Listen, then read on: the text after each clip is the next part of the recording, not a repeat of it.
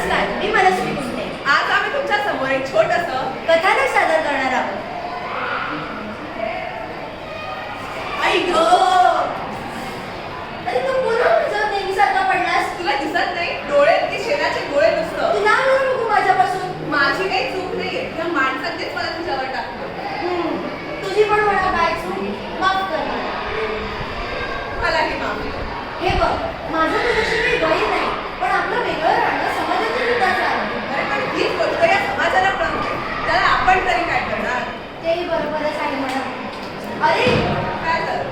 आपल्या या भांडणात सगळ्यांना आपली ओळख सांगणं राहूनच गेला. हो रे. आधी तूच. नमस्कार, मी सुद्धा कचरा. नमस्कार, मी ओला कचरा.